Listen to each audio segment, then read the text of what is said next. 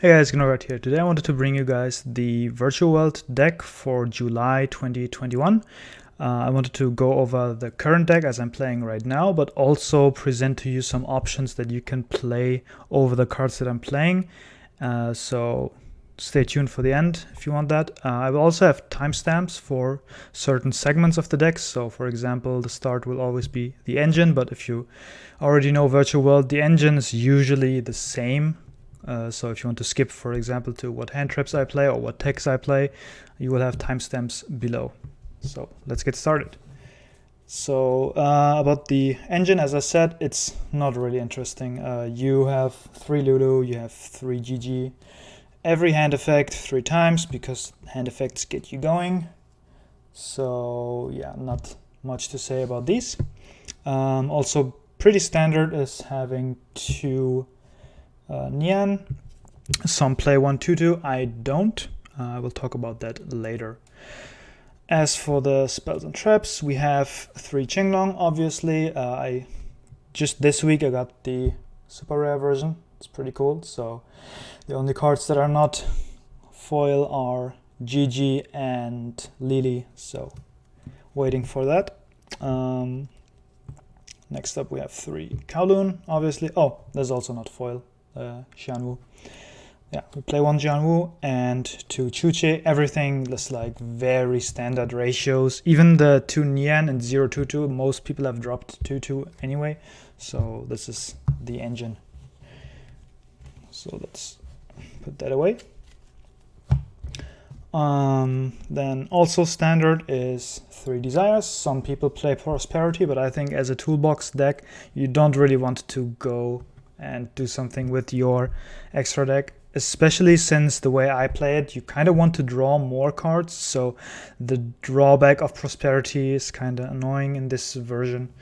If we still had something like VFD, obviously you would want the consistency, but here as a toolbox decks with drawing a lot of cards, you kind of don't want the restriction. And then we have the Get Out of Jail Free card, as always, and Emergency Teleport. It's still pretty standard in most of the cases, but it's by no means core, so if you want to cut it for attack, feel free to do so. But I feel it's pretty good for playing into boards, especially if they have a pop. For example, you can still, after your normal summon, get another body on board to target with your hand effects. There are also some other neat tricks you can do with this. And then for the hand traps, so the cards I just showed you, these are 29 cards, and for the rest I play, no, this is 28 cards, and then I play 11 hand traps. So Gamma and the Driver, which is the 12th card. So 3 Gamma, 3 Ash. I still feel Ash is fine if you face a wide a range of decks, because she just hits most stuff. If you're playing mostly against meta, she actually isn't that good. Against Tri-Brigade, for example, she's kinda bad, because if they tanky and you Ash, they could Gamma you. If they Fractal, you Ash, they could Gamma you. And they also have more ways to actually extend past that 1 card, so you just go 1 for 1, but you really want to stop the graveyard, get the resources out. So speaking about getting the resources out of the grave, we play 3 Effect Veiler. If you have infinite Impermanence, definitely play Impermanence over Effect Veiler. I'm waiting for the reprint of Imperm right now. But Veiler is really good right now against Tri-Brigade, because they have to banish as cost, and you then negate the effect. So their resources are gone. So even if they have a Keras in hand to extend further, they don't have the resources left in the grave to do so. So Veiler or Imperm, very good. Also against Drytron, if you stop the Herald, you stop 2 things. First, you stop the search for the Benton, usually, with the Herald. And you also stop the level modulation, so they can't go into Beatrice, so very strong. And even if they don't go for Herald, you can negate the Xyz, the Beta Fafnir. And that also very strong, because they don't get the mill, and they also don't get the free ritual, which is the bigger part. And then as the last hand trap, I have Bell. Bell is really good this format against a lot of decks. Even the mirror, like you can actually stop in the mirror. You can stop GG summoning effect with Bell, because in the end phase he will add, and the end phase add is part of the summon effect. So if you have Bell, you can negate it. And yeah, it also actually negates Gamma. So if opponents Gamma you, but you have Bell, you can play through it. If they called by the grave, your Ash or something, then you can also Bell that. So Bell pretty versatile, and obviously hits all the Drytron effects. And obviously I forgot the most important one. It negates the Tri-Brigade Revolt, which is the bomb card of Tri-Brigade that they set up every turn. So very good card right now. If you want, you can like swap one Valor for Bell, or even one Ash for another Bell. Definitely something you could do. And for Gamma, just a word about Gamma is it's not only a high impact hand trap that removes the threat from your opponent, it also, because most of the cards you use, most of your important cards, you actually use on an empty field. So the most important one is Kowloon. You start with Kowloon, and they could Ash Kowloon, but they run the risk of eating a Gamma if you do so. And yeah, also if you have Kowloon or like, and get into Chuche, for example, all your hand effects targeting Chuche, you can also protect with the Gamma. So if you have Kowloon, Chuche, and the Gamma, you're guaranteed to get through those cards. And as we all know, Kowloon and Lulu is kind of like GG. So definitely a very strong card. And the best thing about it is you can also make use of both of these parts. I will show that in another video where I show you some neat tricks you can do with Virtual World. But for now, let's focus on the deck profile. This is the main deck. Let me put the Chuche, and let's move on to the extra deck. So we run Shen, obviously, Croc, Vermilion, M7, Coral Dragon, Charge Warrior, and yeah, these are the ones that I definitely would always run. Some people cut Croc, but I think Croc is pretty decent. First of all, he draws you, and with the amount of hand traps we run, we actually want to draw, so we draw into more hand traps, more disruptions. And even if you don't draw a hand trap, the Croc pop effect is pretty nice. It costs 2 cards to pop something, but usually you have some cards that you don't want in your hand anyway, like the Driver, for example, does the same in the graveyard, or something like Qinglong that you want in the grave, something like that. And most importantly is against some, if the opponent Landseers you, and you don't run this, it's actually pretty hard to set up a decent board because you can't set up Chuche if they Landseer you. So what you can do is go into Croc, which gives you a pop instead of the Chuche pop, so you still have the pop, and you also draw into hand traps that you can use as a disruption. Because Shen alone doesn't do much, but Shen plus hand trap is already doing something. So next we have Juju. Just good removal, playing into a board, can't be destroyed, so it's safe from Chuche of the opponent, and it sends any card your opponent has. Then we have the Zolkin Crystalling package, just very strong. Playing through Nibiru, because this is, if you do the combo, this is the 5th summon. You can play through Nibiru, you can play through most hand traps. And the only issue I have with this package is that this is basically the best Valor Imperm target you can give your opponent. All your hand effects, they obviously can't negate with those cards, but this gives them an outlet for the effect negation.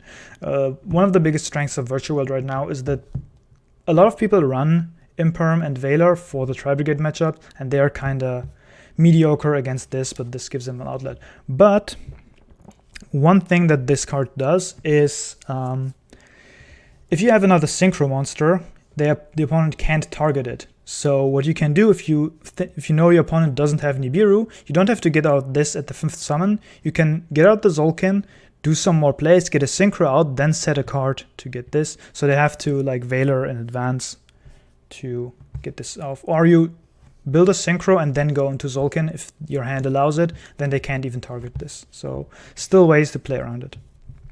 So next up we have Fan. This is just insane against Striker. Basically wins you the game. So you detach 2 cards and it banishes the cards from the field and from the grave. So what you will do is you use this, you banish their Shizuku or any Sky Striker link, usually it's Shizuku. You banish it and you banish the Ray and Grave. They can't float into Ray, and usually if Striker can't cycle the Ray, they are pretty screwed because the spells don't do much on their own. And then you can go and attack, which brings us to the next part, is the Gaia Charger. So you can have another material on it because that's important for Zeus, which currently is a proxy because just like Impermanence, I'm waiting for the reprint here. Currently, I think at $45 still, which it is since release. So I sold mine and waiting for the reprint. For the Zeus package, we also run Utopia Beyond. Utopia Beyond sets all the opponent's monsters to 0 attack, and it doesn't require an Xyz material, which is the important part. So if you summon this, you have 2 materials under it. So it's 3, and then you go 4, and now you have a 4 material Zeus. And also, this is your out to Dragoon. One of your outs, the other out would be something like Crystal Wing, because this sets Dragoon to 0, you can run over it and make Zeus, or you can run over something else, make Zeus.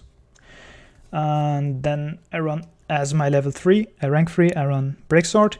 A lot of people run Fortune Tune. I like Breaksword for going second to destroy cards, attack, make Zeus. Pretty decent. Sometimes, rarely happens, you can even pop your own Qinglong. Like, you have Nian engraved, you have Qinglong, and you have, say, a GG. You can summon the GG, you get the Nian back, and then you overlay it for Breaksword, pop the opponent's monster, pop your Qinglong, and now you have Qinglong engraved to search.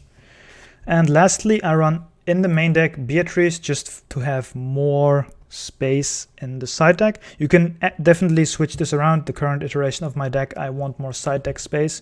You will see what Beatrice is for in the side deck when we get to it. So, to the side deck, we have 4 very fair cards that let the opponent play the game. We run 4 of these because these you side in for going first, and what you can do going first is draw a bunch of cards, so you have a very good chance of seeing it, especially if you thin your deck before drawing.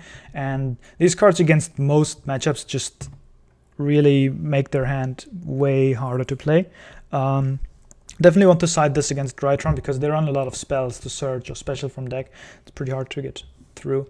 And obviously this against Striker. You can even side this against Striker if you go second. Doesn't matter. This I wouldn't side in versus Striker if you go second, but this for sure. Otherwise, in all matchups, you go first with this.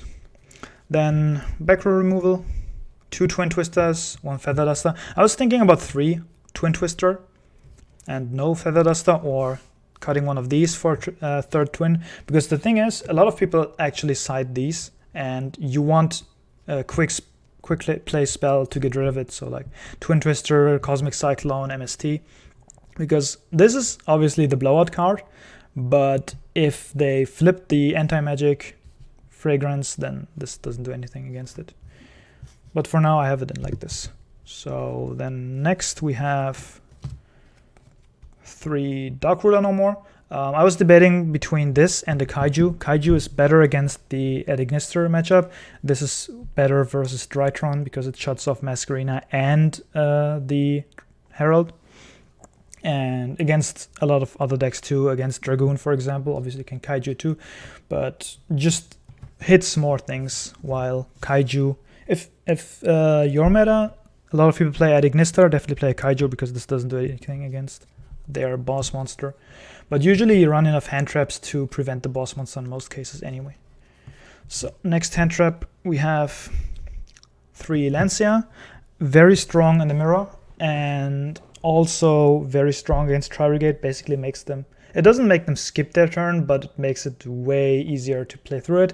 And these type of Floodgate hand traps are just insane with M7. If I could find it.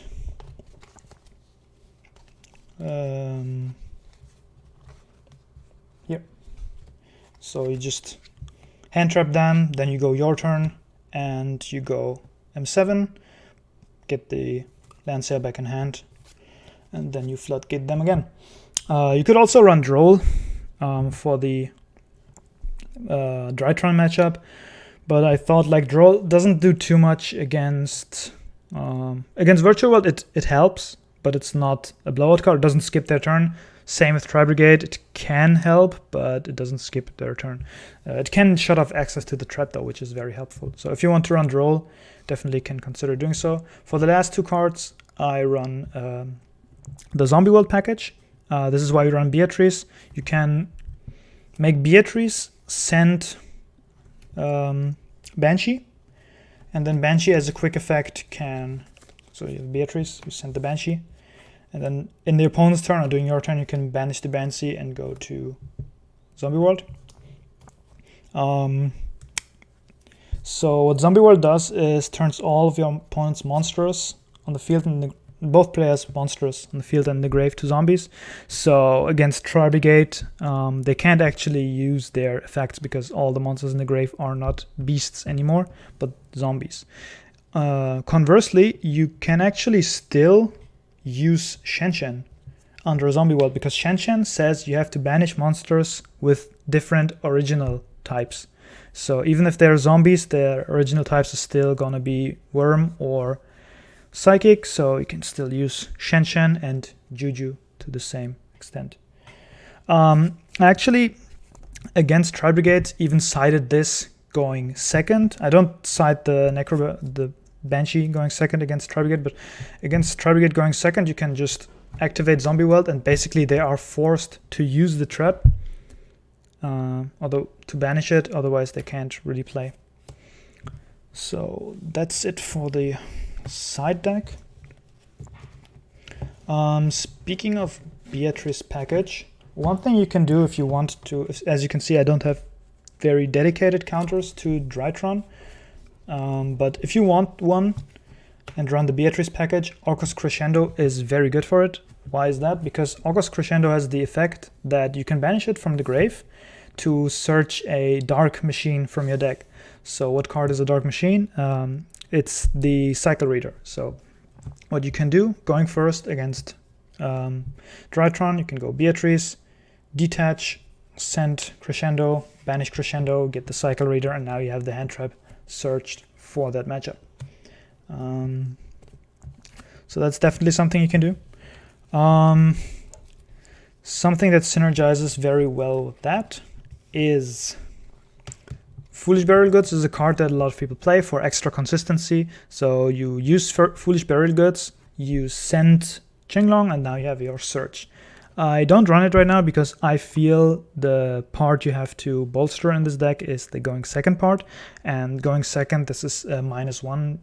I guess you start with 6 cards, but you'd rather have the hand traps because against Tri-Brigade, one hand trap won't stop them a lot of times unless you have the Lancia. So I'd rather have more hand traps for that. And going first, you can usually play, and even if you have a lot of hand traps, Chuchi Shen is still decent. If you value consistency, like your locals and you usually the better player or something, you could definitely run this over the 2 extra hand traps, which a lot of people do. I decided for the Tri-Brigade matchups I want more hand traps, and for Drytron as well, because this doesn't do much if the opponent heralds you. So speaking of Drytron matchup, you can also play this in the main. I wouldn't side this because 2 slots is kind of heavy, so you would cut, like move Beatrice to the side deck and cut another extra deck card to play this package. I played this for a long time, but the issue with this is if you go first blind, you don't know what your opponent is playing, you will never do this because you don't know what the opponent's playing. Maybe they're playing a back row deck, maybe they don't really care about Kaliga. Maybe, okay, Sky Striker usually lets you go first anyway, but against Striker this also doesn't do much. And the issue with this combo is it eats a lot of resources because you have to go into Muddy instead of any card that draws you a card or recycles cards, anything like that. And for something that you don't know is going to help you or not. So the when this comes up is against Drytron, for example, like hard combo decks when you know you're against Drytron and you know you're going first, which will usually be like one game in the match. Then you can go into this, and this is pretty strong against Drytron. So I just couldn't see it in other matchups, really. Next options you could have is like Upstart, obviously. If you want to play 39 cards, you can do so.